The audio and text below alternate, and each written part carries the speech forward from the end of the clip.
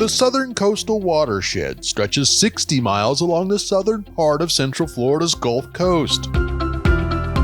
Visitors to the watershed will encounter the culture of Sarasota's art community, the shark teeth-covered beaches of Venice, and the fish-filled waters of Charlotte Harbor. In both these locations are some of Florida's most productive estuaries, wetlands, coastal streams, and meandering canal systems. The majority of people in this watershed live within 10 miles from the Gulf of Mexico. This means that many of the activities that take place in the watershed where people live, from maintaining attractive landscapes, new roads, and buildings, directly impact the Gulf and every water body leading up to it. The Southern Coastal Watershed excursion will begin at the northern tip of the watershed. Here, we'll see the Soto National Memorial. In 1539, Spanish explorer Hernando de Soto made his first New World landfall at the mouth of the Manatee River, where fresh water of the river flows into the salt waters of Tampa Bay.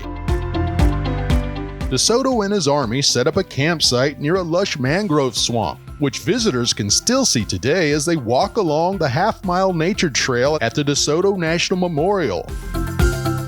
Southern Bay is located between the barrier island of Annamaria and the city of Bradenton.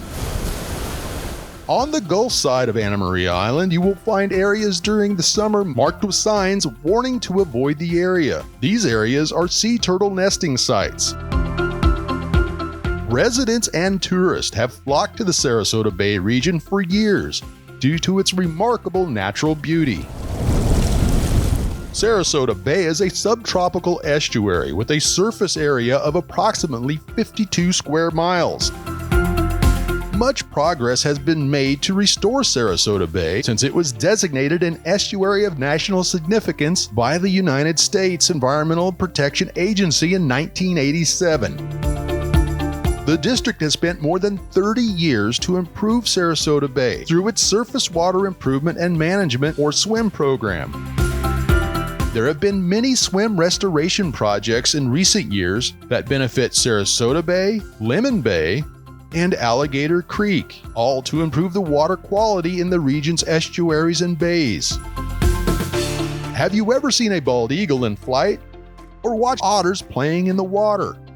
These are just a few of the creatures you may see walking along one of the trails at Scherer State Park, which offers 1,400 acres for visitors to explore and experience the real Florida.